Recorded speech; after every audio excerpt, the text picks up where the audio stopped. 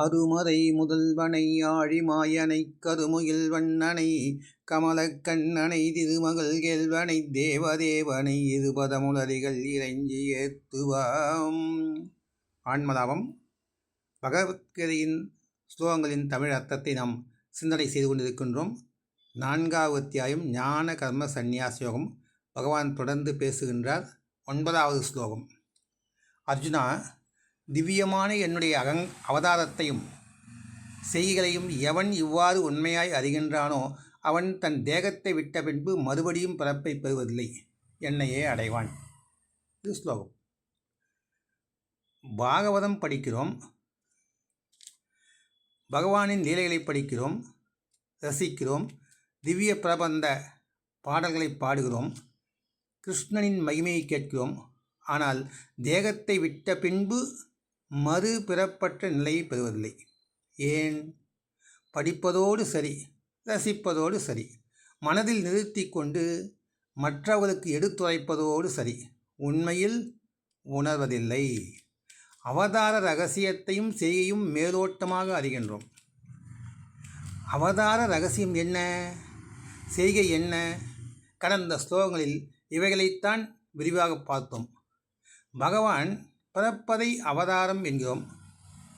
பிறக்கிறோம் என்று பிரஜை உணர்வோடு பகவான் தேகத்தில் இறங்குகிறார். அதனால் அவதாரம் ஆகிறது. நம்மிடம் பிரஜை என்பது எந்த ஒரு செயலிலும் பூரணமாக இருப்பதில்லை. தேகம் செயலை செய்கிறது, மனம் அதில் பாதி லயித்தும் மீதி பாதி வேறொரு இடத்திலும் இருக்க செயல் நடந்து முடிந்து விடுகிறது. தொடர்ச்சியான நிலைத்த பிரஜை உணர்வு இருப்பதே இல்லை. சீதா பிராட்டியின் சுயம்பரத்தில் ராமர் வில்லை எடுத்ததைத்தான் கூடியிருந்த அரசர்களும் மக்களும் பார்த்தார்கள். உடனே சடாரென்று வில் உடைந்த சப்தம்தான் கேட்டது. வில்லை வளைத்ததையோ நான் ஏற்றியதையோ காண முடியவில்லையாம். அந்த அளவுக்கு வேகமாக வில்லை வளைத்து நான் ஏற்றி முடித்து விட்டாராம் ராமபிரான். கம்பன் அழகாக சொல்வான், எடுத்தது கண்டனர், இற்றது கேட்டனர் என்று. அதைப்போல் ஒவ்வொரு செயலையும் பிரஜையின்றி செய்து கொண்டே போகிறோம். சினிமாவில் ஸ்லோ மோஷனில் சில காட்சிகளை காண்பிக்கிறார்கள். ஓடும்போது கால் நிதானமாக ஒரு கால் முன்னால் போகும், தொடர்ந்து அடுத்த கால் முன்னால் வரும். இப்படி மாறி மாறி நிதானமாக தெரியும். அப்போது செயல் தெளிவாக தெரியும். அதைப்போல் ஒவ்வொரு செயலிலும் அசைவிலும் முழு பிரஜை உணர்வு இருக்க வேண்டும். அந்த நினைவு அந்த செயலிலே இருக்க வேண்டும். இதனால் உறக்கத்திலும் பிரஜை தொடர்ந்து இறங்கும் என்று சொல்லுகின்றார்கள். கனவிலும் கனவு காண்கிறோம் என்ற பிரஜை தெரிந்து கொண்டே இருக்கும். புத்தர் உறங்கும்போது கூட அவருக்கு பிரஜை இருந்ததாம். அந்த அளவுக்கு பிரஜை உணர்வை வளர்த்து வைத்திருந்தார். தொடர்ந்து நினைவுகள் அந்தந்த நிகழ்விலேயே இருக்கும். ஆக பிரஜை உணர்வுடன் தொடர்ச்சியாக இருப்பதே மேல் நோக்கிய பாதைக்கு வழிகாட்டும். இப்படி வாழ கற்றுக்கொண்டாலே இறப்பும் உணர்வோடு நடைபெறும். அதாவது இறப்பதை கண்கூடாக நாமே உணர முடியும். பிரஜை உணர்வு தொடர்ந்து இருந்தால் இது தெரியும். பிரஜை உணர்வுடன் கர்மம் புரிவதுதான் நிகழ்காலத்தில் மனதை இருக்க உதவும். நாம் பிரஜை உணர்வோடு கர்மம் புரிவதில்லை. மனம் எதையோ நினைத்து கொண்டிருக்கும். இங்கு செயல் செய்து முடித்துவிடும். அதனால் நமக்கு பிரஜை உணர்வை பற்றிய எண்ணமோ அல்லது உணர்வோ தெரிவதில்லை. செயலிலே பிரஜை உணர்வு தொடர்ந்து இருந்து கொண்டே இருக்க வேண்டும். எல்லா கணங்களும் நிகழ்காலம் என்றால் மனம் அலையாது. பிரஜை உணர்வு கர்மம் புரிவதிலேயே இருந்துவிட்டால் அது நிகழ்காலம். அப்போ எல்லா கணங்களும் நிகழ்காலம் என்றால் மனம் அலையாது. இதை புரிந்து கொள்ள வேண்டும். சமாதி எளிதாக கூடிவிடும். அவதாரம் முழுவதிலும் கண்ணன் நிகழ்காலத்தில் வாழ்ந்தவர். அது மட்டுமல்ல, கண்ணனுடைய செயல்களின் இரகசியமும் உள்ளது. செயல்களை செய்வதில் கண்ணன் மனம் எல்லா காலங்களிலும் எல்லா நிகழ்வுகளிலும் நிலையாக இருக்கும். அந்தந்த செயல்களிலேயே மனம் இருக்கும். மனம் ஒன்றை நினைக்க செயல் ஒரு பாதையாக செய்து முடியாது. கண்ணன் எல்லா செயலிலும் மனம் அதிலேயே இருக்க பழகியவர். யாருக்கு கீதை உபதேசிக்கப்பட்டதோ மிகச்சிறந்த நண்பனாகவும் தோழனாகவும் பக்தனாகவும் கருதப்பட்டானோ அந்த அர்ஜுனனின் மகன் அபிமன்யு போரில் எதிரிகளின் படைகளால் சூழப்பட்டு ஆபத்து நெருங்கியதால் காப்பாற்ற உதவி தேவை என்ற எண்ணத்தில் சங்கை ஊதினான். அந்த சங்கின் ஒலி, அதாவது அபிமன்யுவின் சங்கின் ஒலி பார்த்தனுடைய காதுகளில் விழாத வண்ணம் பதிலுக்கு தன்னுடைய சங்கை கண்ணன் ஒலித்ததாக பாரதம் சொல்ல கேட்டிருக்கிறேன். வேண்டப்பட்டவரின் மகனாக இருந்தாலும் கூட பகவான் காப்பாற்றவில்லை. ஏன், அபிமன்யு பகவானுக்கே சொந்தம்தான், உறவுதான். ஆனால் காப்பாற்றவில்லை. ஏன், அவனது விதி முடிய வேண்டிய தருணம். அந்த விதியின் செயலில் கண்ணன் குறுக்கிடவில்லை. எது வருகிறதோ அதை ஏற்பவன் கண்ணன். அவதாரம் முழுவதும் இந்த கொள்கையை கடைப்பிடித்து காட்டியவன் கண்ணன். ஆம், அவனது அவதாரம் பூரண ரகசியங்கள் அடங்கியதுதான். கண்ணன் 2 முனைகளையும் ஏற்பவன். வாழ்வு எதிர்ப்பையும் உள்வாங்கி அதை கடந்து சென்று விடுவான். இன்பத்தையும் மறுப்பதில்லை, துன்பத்தையும் ஒதுக்கி விடுவதில்லை. கண்ணன் பகுதிகளை ஏற்பதில்லை, ஒருபுறம் சார்ந்து செயல்படுவதில்லை. முழுமையை ஏற்றவன் கண்ணன். இன்ப துன்பங்களை சமமாக பாவிப்பவன். விஷயங்களை உரசி பாராமல், அதன் பேரில் கருத்து ஏற்படுத்தி கொள்ளாமல், அதற்கு என்று ஒரு விளக்கம் அளிக்காமல் வாழ்பவனே கண்ணனை புரிந்து கொள்ள முடியும். கண்ணன் பூரணமானவன். வெறுமையாக காலியாக இருப்பதே பூரணத்தன்மை. தேர்வு செய்யாமல் இருக்கும்போதே காலியான பூரணத்தன்மை உருவாக்கி விடுகிறது. கண்ணன் எந்த பக்கமும் யாராகவும் இல்லாதவன், எதுவுமாகவும் இல்லாதவன். ஒருவன் மகான் என்றாலும் பாவி என்றாலும் அவனுக்கு ஒரு பெயர் ஏற்பட்டு விடுகிறது. அவனிடம் ஒரு தனித்தன்மை வந்து விடுகிறது. ஒன்றும் இன்மை, வெறுமை என்ற காலி, அந்த வெறுமை அவனிடம் இல்லாமல் போய்விடுகிறது. ஜென்னில் ஒரு பழமொழி இருக்கிறது. எங்கும் இருக்க ஆசைப்படுபவன் எங்குமே இருக்க முடியாது. ஆம், எல்லாமாக இருக்க விரும்புபவன் எதுவுமாக இருக்க முடியாது. எதையாவது தேர்வு செய்வதை விட்டுவிடும் போதே, அதாவது தேர்வே செய்யாமல் இருக்கும்போதே, செலெக்ஷன் பண்ணாமல் இருந்தால் வெறுமை, காலியான ஒன்றும் இன்மைக்கு வழி கிடைக்கிறது. அப்போது நாமாக, அதாவது ஆத்மாவாக இருப்பதை உணர முடியும். கண்ணன் பகுதியாக இல்லை, பார்ட்டாக. அப்படி கிடையாது. முழுமையானவன். முரண்பாடுகள் அனைத்தையும் ஏற்றுக்கொள்வன். தன்னுடைய சேனைகள் தனக்கு எதிரான அணியில் நின்று போரிட அனுமதி அளித்துவிட்டு தான் மட்டும் சாரதியாக மாற்று அணியில் அமர்கின்ற செயல் எளிதான காரியம் அல்ல.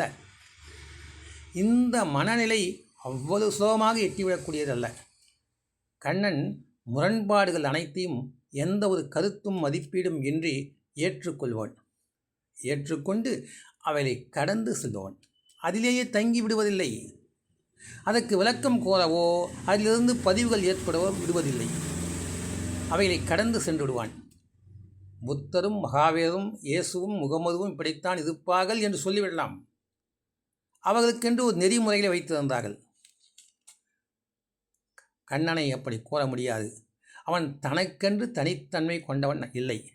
நிறைவானவன், முழுமையானவன், பூரணமானவன். எல்லா வழிகளிலும் முழுமையாக இருந்தால்தான் பூரணமாக இருக்க முடியும். கண்ணன் எந்த ஒரு செயலிலும் முழு பிரஜை உணர்வோடு கொண்டு நிகழ்கால கடத்தில் செயல்படுபவன். வாழ்நாள் முழுவதும் செய்த கர்மங்களில் அதில் ஒட்டாமல் நடிகனைப் போல வாழ்ந்தவன். கர்மத்தில் அதர்மத்தை கடைப்பிடித்தவன். கண்ணன் வாழ்வின் இந்த இரகசியத்தை உண்மையாய் அறிந்து கொண்டவர்கள் உணர்ந்தவர்கள் மறுபிறவி பெறுவதில்லை. இப்படி கண்ணன் குறிப்பிடுவதை நாம் மேலோட்டமாக படித்து ரசிப்பதால் பலன் கிட்டுவதில்லை. பிறப்பினை அறுக்க முடியவில்லை. கண்ணனின் வார்த்தைகள் ஆழ்ந்த பொருள் கொண்டவை. அதை விளங்கிக் கொண்டு உள்வாங்கிக் கொள்ள வேண்டும். கண்ணன் எல்லா சூழ்நிலைகளிலும் பந்தபாசம், வெறுப்பு, கோபம் எது ஏற்பட்ட போதும் அவனாகவே இருப்பான். அவனது அமைதி யாராலும் கலைக்க முடியாது. கண்ணனை உற்று நோக்குங்கள், பாருங்கள். பார்த்த கணத்திலேயே நம் உள்ளத்தின் உள்ளே இருக்கும் கோபதாபங்கள் கணத்தில் பறந்துவிடும். கண்ணனின் மன அமைதி அத்தகையது. நாம் எல்லாவற்றையும் கர்மத்தின் மூலமாக செய்து அடைய பழகியிருக்கிறோம். கண்ணனின் சூன்ய நிலை அப்படியல்ல, அது பரிபூர்ணமானது. அந்த நிலை கர்மத்தின் மூலம் அடைவது அல்ல, நம்மை புரிந்து கொள்வதன் மூலம், நாம் யார் என்று நினைவுபடுத்திக் கொள்வதன் மூலம் அடையப்பெறுவது. எப்போதும் பிரஜை உணர்விலேயே இருக்க பழகிவிட்டால் இது சாத்தியமாக வழி கிடைக்கும். ஆகவேதான் இந்த அவதாரத்தின் செய்கைகளை உணர்ந்தவன் தேகம் விட்ட பின்பு மறுபிறப்பை அடைவதில்லை என்று பகவான் சொல்கின்றார். ஆம், செயல்களில் இருந்து எந்தவித பதிவுகளும் ஏற்படவில்லை என்றால் செயலை செய்கின்றோம், அந்த செயலினால் ஒரு பதிவு மனதில் பதியக்கூடாது. அப்படி என்றால் சூக்கும தேகத்தில் பதிவுகளே இல்லை எனில் என்ன ஆகும்? ஒரு செயலிலிருந்து பதிவுகள் பதியவில்லை, சூக்கும தேகத்தில் தான் பதிகிறது. அந்த செயல் சூக்கும தேகத்தில் பதியவில்லை என்றால் என்ன ஆகும்? சூக்கும தேகம் மறுபிறவி எப்படி ஏற்படும்? எடுக்க முடியாது. ஏனென்றால் சூக்கும தேகத்திற்கு உணவே வினைப்பதிவுகள் தான். அந்த வினைப்பதிவுகள் இல்லை என்றால் மறுபிறவி எப்படி ஏற்படும்? இந்த ஸ்லோகத்தை திரும்ப திரும்ப ஆழ்ந்து படித்து உணர வேண்டும். வாழ்க்கை எதிர் துருவங்களுடைய சங்கமம், ஆப்போசிட் போலாரிட்டிஸ் இணைந்தது. இங்கே ஒவ்வொரு விஷயமும் தனது எதிர் விஷயத்தோடு தான் இருக்கிறது. இல்லாவிட்டால் வாழ்வு சாத்தியமில்லை. இருள் இருக்கிறது, கூடவே இணைந்து ஒளியும் இருக்கிறது. பிறப்பு இருக்கிறது, கூடவே அதனோடு பிணைந்து மரணம் இருக்கிறது. எதிர் விரோதமாக உள்ளது, எப்பொழுதும் ஒன்றாகவே பிணைந்திருக்கிறது. நமது காட்சிக்கு தெரிவது லௌகீகமானது. நாம் புலன்களால் இன்பத்தையும் துன்பத்தையும் அனுபவிக்கிறோம். நமது புலன்களால் பற்றி கொள்ள முடிந்தவையெல்லாம் லௌகீகமானவை. புலன்கள் எதை பற்றி கொள்கிறதோ அது லௌகீகமானவை. கண்கள் பார்ப்பவை, காதுகள் கேட்பவை, கையினால் தொடுபவை அனைத்தும் லௌகீகமானவை. நமது புலன்களின் ஜெகமே இந்த உலகம்தான்.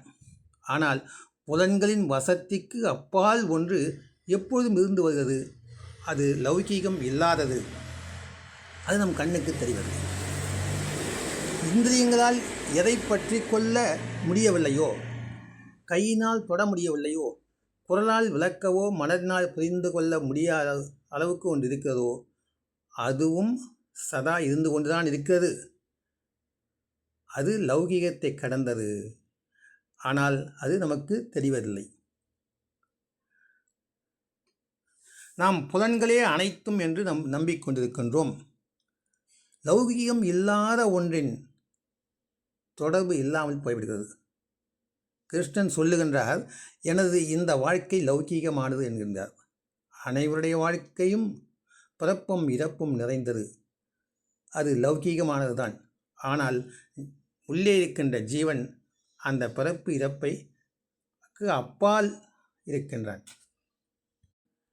பகவான் கூறுவது, இந்த லௌகீகத்தை கடந்த ஒன்று இருக்கிறது. அந்த அனுபவத்தை அடைந்தவர் என்னையே அடைந்து விடுகிறார். அவருக்கு பிறகு பிறப்பு கிடையாது என்று சொல்லுகின்றார். ஜனனம் மரணம், பிறப்பு இறப்பு இவற்றின் பிரமை யாருக்கெல்லாம் இருக்கிறதோ அவர்களுக்கு இந்த ஜீவனின் அனுபவம் இல்லை. ஜீவனின் அனுபவம் இருப்பவருக்கு இந்த ஜனனம் மரணம் இவற்றுடைய பிரமை இல்லை. நான் பிறந்துள்ளேன், நான் இறக்கின்றேன் என்று எனக்கு தோன்றும் வரை எனக்கு அந்த பிறப்பு இறப்பின் திரைகளுக்கிடையே காட்சிக்கு புலப்படாமல் இருக்கின்ற ஒன்றை பற்றிய அறிவு கிட்டாது. எனவே நாம் பிரஜை உணர்வோடு வாழ கற்றுக்கொண்டால், தொடர்ந்து எல்லா செயல்களையும் பிரஜை உணர்வு இருக்க கற்றுக்கொண்டால், இந்த பிறப்பு இறப்பை கடந்த நிலையை நாம் அடைய பகவானைப் போல நம்மாலும் முடியும் என்பதுதான் இந்த ஸ்லோகத்தின் உட்கருத்து. தொடர்ந்து பார்க்கலாம். ஓம் தத்ச ஸ்ரீகிருஷ்ணாய பரபிரம்மணே நமக.